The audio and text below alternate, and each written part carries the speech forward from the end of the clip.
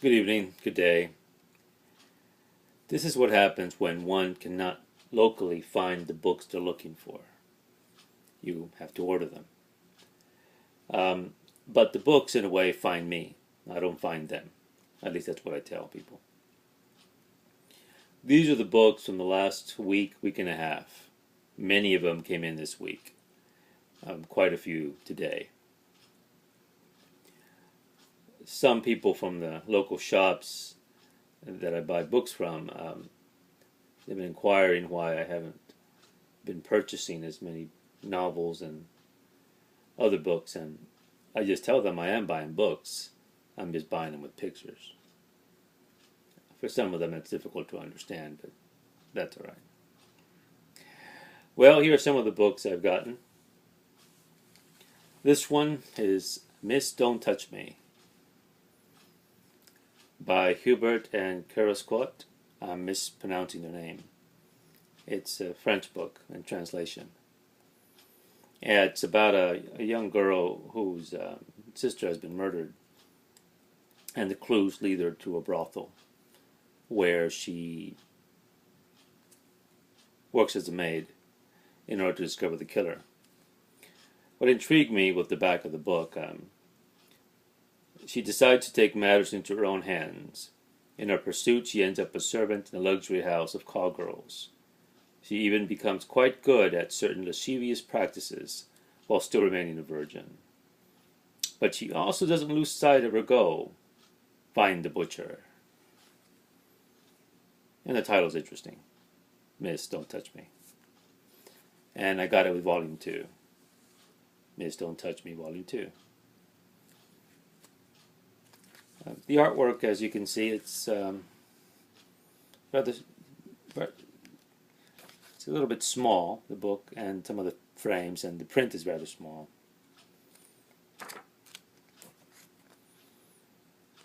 It reminds me of Tintin,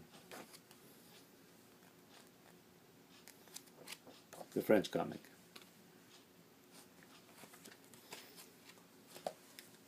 In addition to it, I also acquired this, Enki Bilal's The Beast Trilogy.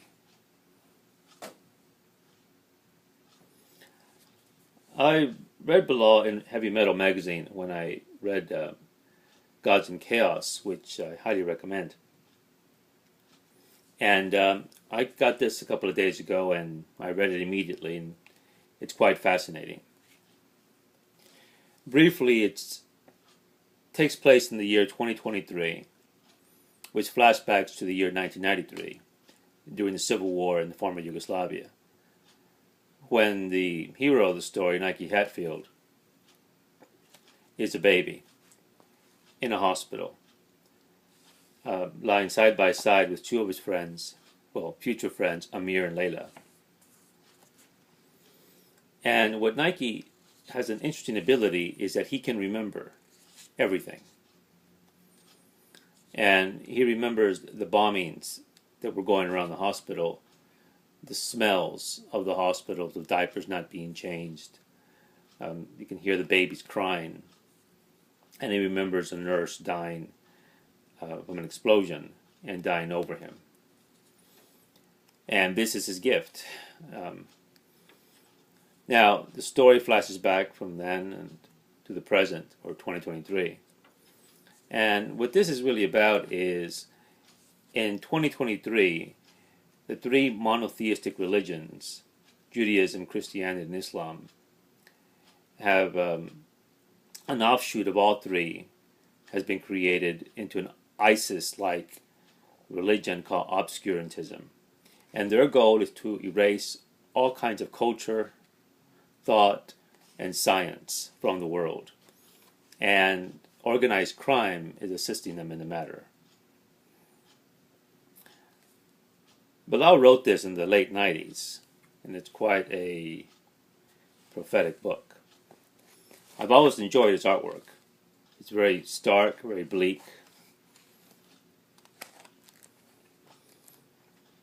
Interesting colors.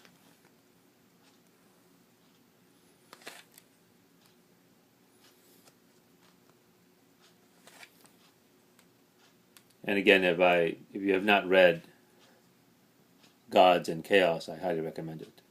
It was made into a film called Immortal, which he directed, or The Immortals, and it didn't work out too well.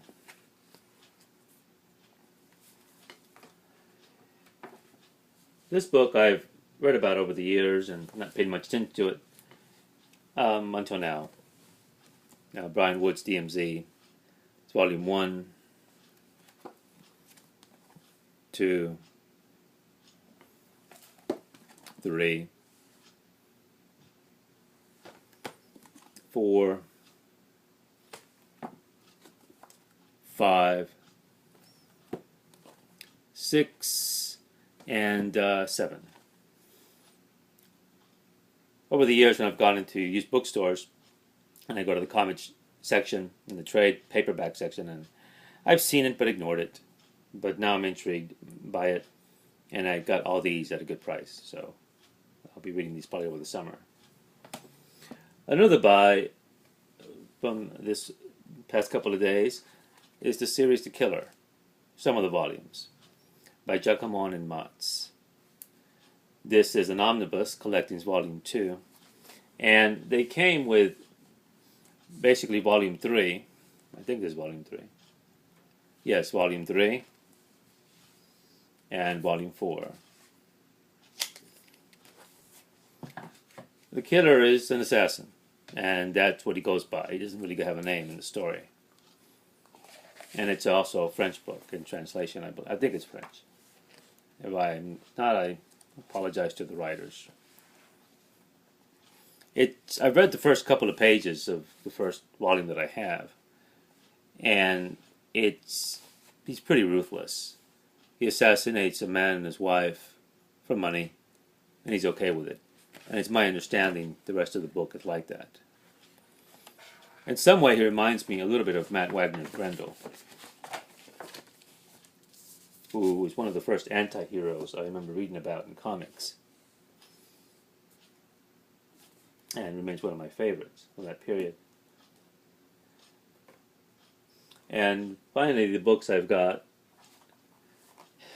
is Layers from Cloud 99, which I made a review of earlier, but it had audio problems and I deleted the video. I'll eventually do another video regarding this book, which I've enjoyed very much. Oh, I'm sorry, it's this book. From Cloud 99, Memories Part 1, by the Belgian writer and artist Islary. I think that's how I say his name. And this is Part 2, which I received today. And briefly, this is a remarkable book.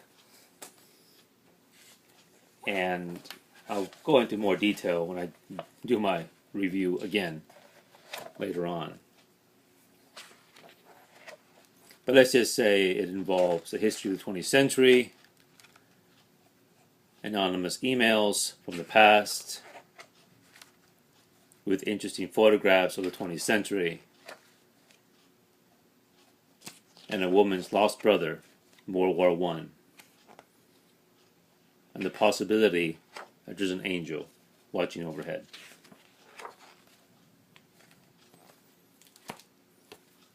And I'm looking forward to reading the second volume.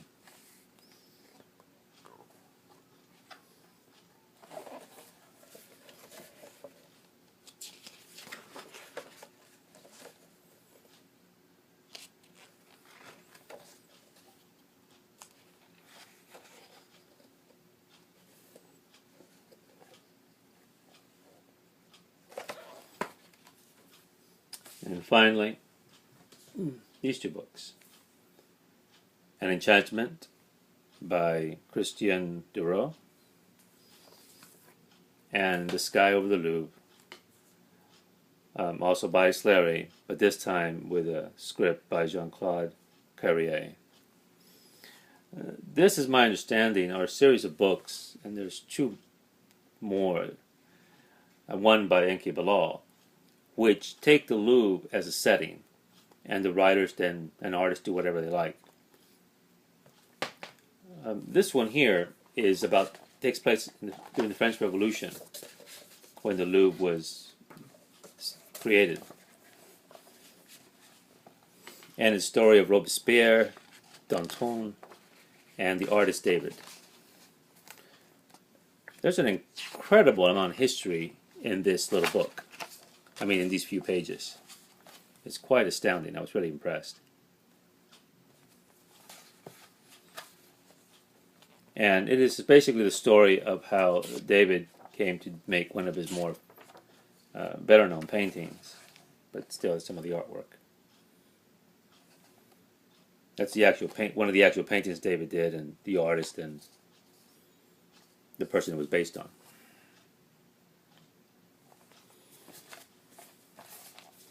I'll show you the painting that's at. Oh yes, here we go.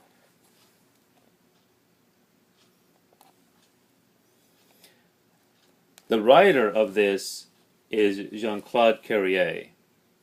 You may know him because he was a screenplay writer who worked with the wonderful director Luis Buñuel, and he co-wrote Belle de Jour with him, which was in turn based on a novel by Octave Mirbeau called The Torture Garden. And if those of you who have seen the film, Catherine Deneuve has an interesting fantasy life. And also, Jean-Claude wrote the screenplay to one of my favorite movies, The Unbearable Lightness of Being, based on a beautiful book by Milan Kundera.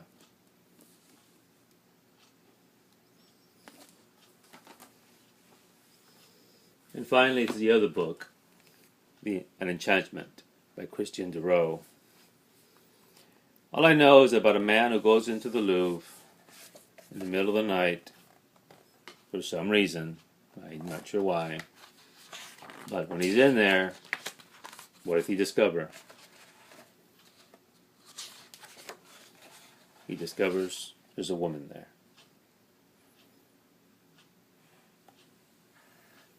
And this is their story. Christian Diderot, An Enchantment. And I think that's it. Oh no, there are still a few more books.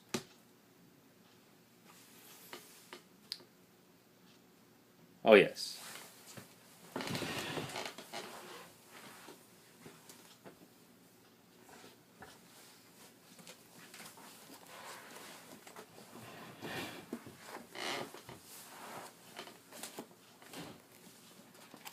Sweet Tooth by Jeff Lemire. I was able to get all these volumes for $7 total, including shipping. There's volume 1, 2, 3, 4, and 5. It's not the entire series, but it's most of it. And I read the first 2 volumes. It's interesting that since September the 11th, there's been so many dystopian or post-apocalyptic movies, books, and comics. I wonder if September the 11th had the same effect like the Cold War had on the human imagination. In the past, I had seen this book, like DMZ, I'd used bookstores and trade paperbacks and ignored it. The artwork I never liked, so I saw no point in picking it up. And now that I've read the 2 volumes, the artwork is still rather, well, it's not the best. But what it lacks in art, its strength is the narrative. Jeff Lemire is very good, at least in the first 2 volumes. It's an interesting little book. I've enjoyed it so far, but we'll see if it holds up. So, the books for the last week and a half. We'll see what arrives in the mail later on today or tomorrow.